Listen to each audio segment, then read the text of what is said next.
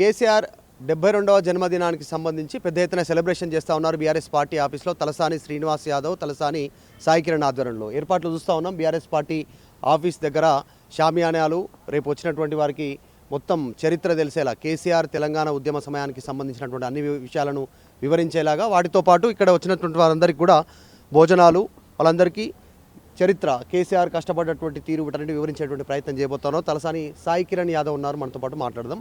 రేపు 72వ జన్మదినం కేసీఆర్ సెలబ్రేషన్లో ఏంటంటి స్పెషల్, ఏముండబోతా ఉంది సాయి కిరణ్ గారు? ముందుగా మాకు ప్రతి ఏటా ఒక పండుగ వాతావరణంగా జరుపుకునే దినం ఫిబ్రవరి 17. ఎందుకంటే మా తెలంగాణ రాష్ట్రం సాధించిన ఉద్యమ నేత, జాతిపిత, తెలంగాణ జాతిపిత, తెలంగాణ తొలి ముఖ్యమంత్రి, మా బీఆర్ఎస్ అధినేత, ఎంతోమందికి స్ఫూర్తి ప్రదాత అయిన కారణజన్ముడు మా కేసీఆర్ గారి పుట్టినరోజు ప్రతి ఏటా కూడా బ్రహ్మాండంగా జరుపుకోవాలనే ఉద్దేశంతో నాయకులు కానీ, కార్యకర్తలు కానీ, అభిమానులు కానీ వేచి ఉంటాం. ఆ రోజు రేపు రావడం ఉంది కాబట్టి ప్రతి ఏటలాగే బ్రహ్మాండంగా ఏర్పాట్లు చేసుకోవడం, ముందుగా డివిజన్ స్థాయిలో, తర్వాత జిల్లా వ్యాప్తంగా ఎక్కడ వాళ్ళు అక్కడ వాళ్ళ సేవా కార్యక్రమాలు ముగించుకొని అందరూ తెలంగాణ భవన్ వైపే రాబోతున్నారు. ముఖ్య అతిథిగా కేటీఆర్ గారు, హరీష్ రావు గారు, మాజీ మంత్రులు శ్రీనివాస్ యాదవ్ గారు, పద్మారావు గారు, మహమూద్ అలీ గారు, సిటీ నాయకత్వం, కార్పొరేటర్లు, ఎక్స్ కార్పొరేటర్లు అందరూ కూడా ఇక్కడికి రావడం జరుగుతుంది. ప్రతి ఏటలాగే రావడం జరుగుతుంది. ఇక్కడ కూడా స్ఫూర్తిని నింపే విధంగా కేసీఆర్ గారు చేసిన గాంధీయ వాదనలో, గాంధీయ పద్ధతిలో చేసిన తెలంగాణ ఉద్యమం నుండి తీసుకొని, తెలంగాణ ఉద్యమం తర్వాత రాష్ట్రాన్ని సాధించిన తర్వాత తను 10 సంవత్సరాల్లోనే అతి చిన్న వయసు గల అప్పుడే పుట్టిన తెలంగాణ రాష్ట్రాన్ని కేవలం 10 సంవత్సరాలలో భారతదేశంలోనే నంబర్ 1 స్థాయికి అన్ని రంగాలలో తీసుకుపోవడం కానీ, ఈ స్ఫూర్తిని నింపే విధంగా ఒక డాక్యుమెంటరీ పాట కూడా రూపొందించడం, అది కూడా ప్రదర్శించడం జరుగుతుంది. తర్వాత 72 కిలోల కేక్ కటింగ్ జరుగుతుంది. ఏజ్ 72 వస్తుంది కాబట్టి తర్వాత భోజన కార్యక్రమాలు, తర్వాత యథావిధిగా ఎవరు ఎక్కడికి వెళ్ళాలో అక్కడికి వెళ్తారు. కేటీఆర్, హరీష్ రావు కూడా హాజరవుతున్నారు. కేటీఆర్ గారు, హరీష్ రావు గారు ముఖ్య అతిథులు, మాజీ మంత్రి తలసాని శ్రీనివాస్ యాదవ్ గారు, పద్మారావు గారు, మహమూద్ అలీ గారు, మంత్రులందరూ, మాజీ మంత్రులందరూ, రాష్ట్ర నాయకులందరూ, కార్యకర్తలందరూ, అభిమానులందరూ హాజరు కాబోతున్నారు. మున్సిపల్ ఎన్నికల విషయానికి వస్తే ఎలక్షన్ మున్సిపల్ చైర్పర్సన్స్ కోసం, కార్పొరేషన్ మేయర్ల కోసం జరుగుతున్నటువంటి పరిస్థితులు, లాబింగ్, కిడ్నాప్లు, లాస్ట్ వరకు సస్పెన్స్లు, ఎట్లా అనిపిస్తూ ఉంది ఎలక్షన్? చాలా విచిత్రమైన పరిస్థితి తెలంగాణ రాష్ట్రంలో. ఇది చూడడం దురదృష్టకరం అనుకున్నాను నేనైతే. ఎందుకంటే ఏదో బీహార్లో ఏదో ఎక్కడో ఉత్తరప్రదేశ్లో, బీహార్లో జరిగే విధంగా తెలంగాణలో జరగడం అనేది కూడా చాలా బాధాకరమైన విషయం. ఎందుకంటే మేము గెలిచిన మన వార్డు మెంబర్లను కూడా కిడ్నాపులు చేయడం ఏంటి, మాకు రైట్ రాయల్గా రావాల్సిన మున్సిపల్ చైర్పర్సన్లను కూడా మీరు దొంగతనంగా ఎత్తుకపోవడం ఏంది, పోలీసులను బట్టి ఎత్తుకపోవడం ఏంది, నాయకులను బట్టి ఎత్తుకపోవడం ఏంది, పోలీసులు మీకు మద్దతు పలకడం ఏంటి, ఈ విధంగా అరాచక పాలన ఎన్నోసార్లు నిలవదండి. ఇది మీరు మా ఏదో దెబ్బ కొట్టి మమ్మల్ని నిరుత్సాహపరచాలనేది మీ ఉద్దేశం ఉండొచ్చు. దీనివల్ల రెట్టింపు ఉత్సాహం పెరుగుతుంది తప్ప మీరు ఎటువంటి అణచివేత ధోరణి చేయడం చాలా తప్పు. పొద్దునను కూడా చూసుకుంటే ఎక్కడ మీకు రైట్ రాయల్గా వచ్చిన సీట్లన్నీ 42% వచ్చినాయి. అది ఫెయిలియర్, అట్టర్ ఫెయిలియర్. ఫెయిలియర్ వచ్చినప్పుడు ఎక్కడి నుండి వచ్చింది? ప్రజల నుండి ఫెయిలియర్ వచ్చిందండి. ప్రజలు ఉండే కదా ఓటేసింది. ఫెయిలియర్ వచ్చినప్పుడు మీరు ఏం చేయాలి? హుందాగల వ్యక్తిగా, ఒక రాష్ట్ర ముఖ్యమంత్రిగా మంచి పరిపాలన ఇస్తే బాగుంటుందేమో, ప్రజలు అనుకున్న ఆకాంక్షలు మనము టచ్ చేయలేకపోతున్నామేమో, రీచ్ కాలేకపోతున్నామేమో అని ఆలోచన పెట్టుకోవాలి. కానీ పోలీసులు 1-2 చేంజ్ ఉంటేనేమో, 1-2 తక్కువ ఉంటేనేమో నెంబర్ గేమింగ్ ఉంటుంది, రేసింగ్ ఉంటుంది, హార్స్ రైడింగ్ ఉంటుంది, ఎవరో కొనుగోలు చేస్తారో ఏదో అవుతుంది అనుకోవచ్చు. ఆ రంగారెడ్డి జిల్లా కిందకి వస్తుంది ఆమన్గల్, గతంలో మామనార్ జిల్లా. కానీ అక్కడ ఒకటి వచ్చింది కాంగ్రెస్ మున్సిపల్ చైర్మన్ అండ్ ఆయన ఒక్కడే వచ్చి మున్సిపల్ చైర్మన్ అనౌన్స్ అయిన తర్వాత బయటకు వచ్చి కాంగ్రెస్ కనబప్పుడు అంటే ఎట్లా అనుకుంటాడంటే రేవంత్ రెడ్డి గారి ఆలోచనలు ఎట్లుంటాయంటే, నాకున్న తెలివితేటలు ఇంకా ఓందేర లేవు ఈ ప్రపంచంలో, ఈ తెలంగాణ ప్రజలందరూ కూడా అమాయకులు అనుకుంటారు. అన్నీ గమనిస్తారండి. ఇవన్నీ ఎప్పుడు జరగలే, ఇప్పుడు ఎందుకు జరుగుతున్నాయి? రాష్ట్ర స్థాయిలో లీడర్షిప్ చేసే వ్యక్తి అలవాట్లు వృద్ధలను చూస్తారు కిందికి. నాయకుడే అట్లా ఉన్నప్పుడు కింద ఉన్న వాళ్ళు ఏం చేస్తారండి? నాయకులు అంతే కదా. డైరెక్షన్ ఎవరిది? పైన ఉన్న డైరెక్షన్. మీకు విచిత్రం చూడండి, మంత్రులందరినీ పిలుచుకొని ఎట్లా కైవసం చేసుకోవాలి, మున్సిపల్ చైర్మన్లను మాట్లాడింది ఎప్పుడు నిన్నమా మనం చూసారు కదా. మనం ముఖ్యమంత్రి గారి నివాసం దగ్గర మీరు కెమెరాలు పెట్టారు. ఫస్ట్ టైం అట్లా చూడడం ఇటువంటి విచిత్రాలు. ఎందుకు ఫస్ట్ టైం ఇట్లాంటి సిచ్యువేషన్ ఉమ్మడి ఆంధ్రప్రదేశ్లో లేదు, తెలంగాణ వచ్చిన తర్వాత లేదు. జనరల్గా మున్సిపల్ ఎలక్షన్లు ఎప్పుడైనాయి, ఎవరైరు పెద్దగా చర్చకు వచ్చేది కాదు. ఇంత పర్టికులర్గా వార్డు మెంబర్ ఎవరు, వైస్ చైర్మన్ ఎవరు, చైర్మన్ ఎవరు అనేటువంటి చర్చించుకునే పరిస్థితి ఎందుకు వచ్చింది? ఎందుకంటే ఆయనకి కాన్షియస్ ఎక్కువ. ఏంటి, ఇప్పుడు నేను ఒక్క నెల రోజులు కళ్ళు మూసుకుంటే నా సీట్ గుంజుకుంటారు అనే గ్యారంటీలో ఉన్నాడు. ఆయనకు తెలిసిపోయింది ఆయనకి. ఎందుకంటే పర్ఫార్మెన్స్ బట్టే అండి ఎవరైనా ఉండేది. అందులో నేషనల్ పార్టీలో ప్రతి 2 సంవత్సరాలకి మార్చుకునే అలవాట్లు ఉంటాయి. ఇక్కడ అంటారు సాయి కిరణ్ యాదవ్ గారు 10 ఏళ్ళు ఇంకా 16 ఏళ్ళు నేనే ఉంటా, ఇంకో 6 నెలలు బోనస్ వస్తుంది నాకు అంటుండ్రు రేవంత్ రెడ్డి. అన్నారు కదా, అన్నగానే మీకు రియాక్షన్స్ స్టార్ట్ అయినాయి కదా.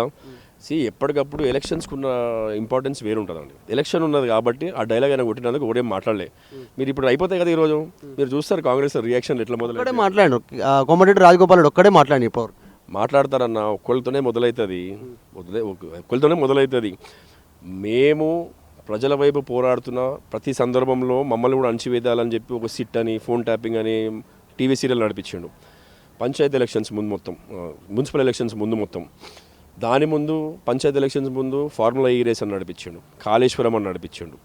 Diversion politics, diversion techniques. ఎందుకంటే కేసీఆర్ గారిని, కేటీఆర్ గారిని, హరీష్ రావు గారిని మనం కంట్రోల్లో పెట్టుకుంటే మా హైకమాండ్ నా మాట వింటుందని ఆయన ఉద్దేశం. ఇక్కడ వీళ్ళేమో మాకేమి నూరు పోస్తారు, స్ఫూర్తిని నూరు పోస్తారు, ఉద్యమాన్ని నూరు పోస్తారు. వీళ్ళు మాకు రెట్టింపు ఉత్సాహంతో పనిచేయడం నేర్పిస్తారు మాకు వీళ్ళు. ఇట్లా ఆయనకి అడ్మినిస్ట్రేషన్ వైపు పట్టులేదు, వెల్ఫేర్ ఏం చేయాలో ధ్యాస లేదు, ఇచ్చిన హామీలు ఏం చేయాలో ఆలోచన లేదు. ఒకటే ఒక ఆలోచన, నా సీటు వరకు గుంచుకోకుండా ఉండాలంటే ఏం చేయాలి. దాన్ని బట్టే మీరు ఏం అర్థం చేసుకుంటారు, వార్డు మెంబర్ని కూడా దోలాడుకునే ముఖ్యమంత్రి మొదటిసారి. ఏం చెప్పుకోవాలి, ఆ రోజు కూడా చూడండి, ఇక్కడ రిజల్ట్స్ రోజు ఆయన ప్లాన్ చేసుకుని ఢిల్లీకి వెళ్ళి ఏదో బ్రహ్మాండమైన విజయం లాగేది 42%.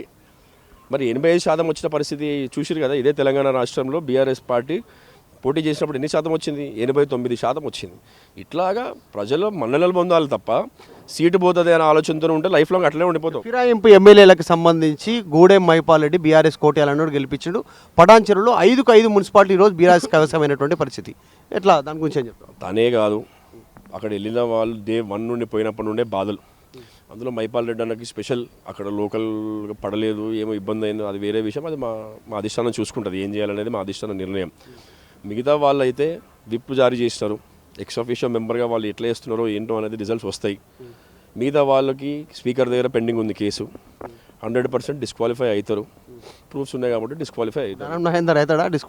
అవుతారు, తప్పకుండా అవుతాడు. ఎందుకంటే డిస్క్వాలిఫై అవుతాడు. వాళ్ళంతా ప్రిపేర్ అయ్యి ఉన్నారండి, ఏ టైంలో ఏం చేయాలో అనేది సీఎం చేతులు ఉంటుంది కాబట్టి సందర్భాన్ని బట్టి మూవ్ అవుతారు, అంతేగాని. దానం నాగేందర్ మాట మార్చిండు. మొదట్లో నేను కాంగ్రెస్లో ఉన్నా, ఉప ఎన్నిక వస్తుంది, నేను ఫేస్ చేస్తా అన్నాడు. ఇప్పుడు నేను లేదు బీఆర్ఎస్లో ఉన్నా, నన్ను వాళ్ళు సస్పెండ్ చేయలేదు కదా అంటారు. బీఆర్ఎస్ సస్పెండ్ చేయలేదు అంటారు. మీతోనే అన్నాడు, అన్నది కూడా నీతోనే డైరెక్ట్గా మీతోనే అన్నాడు. నేను ఏ పార్టీలో ఉంటే ఆ పార్టీ గెలుస్తుంది, మీరు అడిగితే ఏ పార్టీ అంటే కాంగ్రెస్ అని అన్నాడు. సరే, నాయకులు ఏది మాట్లాడినా ప్రజలు యాక్సెప్ట్ చేస్తారు అనుకున్నారు అనేది వాళ్ళ విజ్ఞతకు వదిలేద్దాము. రాబోయే కాలంలో మాత్రం ఈ ముఖ్యమంత్రి గారు దృష్టి పెట్టాల్సిన విషయాలు సంక్షేమం, అభివృద్ధి. మీ పార్టీ పరంగా మీకు ఇస్తారా 5 సంవత్సరాలు, 2 సంవత్సరాలు, 3 సంవత్సరాలు అనేది మీ పార్టీ డిసిషన్. మేము ప్రతిపక్ష నాయకులుగా ఏ రోజు మిమ్మల్ని దించాలను ఎప్పుడు అట్లా ప్లాన్ చేయలేదు. మేము ప్రజల వైపు నించోవాలి, వాళ్ళ గొంతుకై నించోవాలి, పోరాడాలని తప్ప ఏ రోజు కూడా పాలిటిక్స్, డర్టీ పాలిటిక్స్ చేయాలి, మీలాగా బ్లాక్మెయిల్ పాలిటిక్స్ చేయాలి ఎప్పుడూ ఆలోచించలేదండి మేము. ఇక్కడ కూడా మీరు చాలా ఫెయిల్యూర్స్ మీవి. 15 నిమిషాలు ప్రెస్ మీట్ పెట్టి మీకు ధైర్యం ఉంటే ముఖ్యమంత్రి గారు, మీరు ఈ 2 సంవత్సరాలు చేసిన పనులు చెప్పండి చూస్తారు. ఒక 15 మినిట్స్ మాట్లాడండి చాలు ప్రెస్కి. ఎవరు తిట్టకుండా, ఎవరి పేరు ఉచ్చరించకుండా కేవలం మీరు చేసిన పనులు చెప్పగలుగుతారు 15 నిమిషాలు. మమ్మల్ని అడగమన్నాను, అర్ధగంట చెప్తాము. 10 సంవత్సరాలలో జరిగిన ఒక్కొక్క కార్యక్రమం అని చెప్తే అన్ని వండర్సే కదండి. అట్లా ప్రజల మన్నలు పొందాలంటే అభివృద్ధి చేయి, సంక్షేమం చేయి. వాళ్ళు ఒకటే చెప్తా ఉన్నారు సాయి కిరణ్ యాదవ్. చివరికి ఫైనల్ క్వశ్చన్ మీకు, మొన్న అసెంబ్లీలో గెలిచినాం, పార్లమెంట్లో 8 గెలిచినాం, మీరు పర్ఫామ్ చేయలేకపోయారు. ఉప ఎన్నిక కంటోన్మెంట్ వస్తే, జూబ్లీస్ వస్తే మేమే గెలిచినాం, సర్పంచ్లో మేమే ఎక్కువ వచ్చినాం, మున్సిపల్లో ఇప్పుడు మాదే అంటారు, నెక్స్ట్ జిహెచ్ఎంసీ కూడా మేమే అంటారు, నెక్స్ట్ వచ్చే ఉప ఎన్నికలో మేమే అంటారు. అన్ని విజయాలకి కంగ్రాచులేషన్స్ అండి వాళ్ళకి. మొదటిగా ఎట్లా విజయం సాధించడం అనేది వ్యక్తిగతంగా మీకు తెలుసు, మాకు తెలుసు, ప్రజానికానికి కూడా తెలుసు. ఎప్పుడైనా ఒక కొత్త రాష్ట్రంలో ఏర్పాటుపడిన గవర్నమెంట్లకి ఒక టైం ఇచ్చి చూస్తారండి ప్రజలు. ఒక 3 ఇయర్స్, 4 ఇయర్స్ అప్పటి వరకు ఆలోచించరు ఈ రాష్ట్రంలో ముఖ్యమంత్రిని మార్చాలా వద్దా అని. కానీ ఇక్కడ మాత్రం విచిత్రంగా 2 సంవత్సరాలకే ఇంట్రెస్ట్ వచ్చింది పబ్లిక్కి, ఈ ముఖ్యమంత్రిని తీసేస్తే బాగుండు మనము అనేది. ఇప్పుడు ఎలక్షన్స్ పెడితే 10 సీట్లు రావండి. బై ఎలక్షన్లు ఎట్లా గెలుస్తారు, ఇవన్నీ ఎట్లా గెలుస్తారు అనేది ఏం బ్రహ్మవిద్య కాదు కదండి. ఎవరు గవర్నమెంట్లు ఉంటే వాళ్ళు ఎట్లా మ్యానిపులేట్ చేస్తారు అనే విషయం అందరికీ, లోకానికి తెలిసిన విషయం. ఇక్కడ దీన్ని చూసి వాళ్ళు మేమేదో గ్రేట్ అనుకుంటే వాళ్ళ విజ్ఞత అది. ఇదే మీరు గ్రేట్ రిజల్ట్స్ అనుకున్నారు అనుకోండి, కంగ్రాచులేషన్స్ చెప్తున్నాం మేము. ఇంకా కంగ్రాచులేషన్స్, మీ స్థాయి ఇదే. 42% హ్యాపీ అయిపోయే స్థాయి మీద అనే విషయం మీరే గమనిస్తారు. కాబట్టి రానున్న కాలంలో ఎక్కడ పడిపోతుందో గ్రాఫ్ ఆలోచించుకోవాల్సింది. వాళ్ళకి ఒకటే విషయం, మంచి పరిపాలన చేయండి, మంచి పేరు సంపాదించండి. ఇప్పుడు వచ్చినటువంటి స్థానిక సంస్థల ఎన్నికలు కావచ్చు, అధికార పార్టీ కాబట్టి చేస్తూ ఉన్నారు. అయినా 42% వచ్చింది.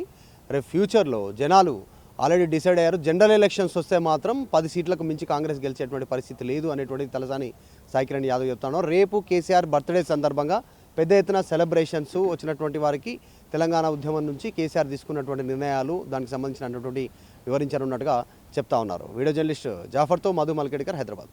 చరిత్ర సృష్టించినోడు ఇప్పుడు ఆ చరిత్రని తిరగరాయబోతున్నాడు.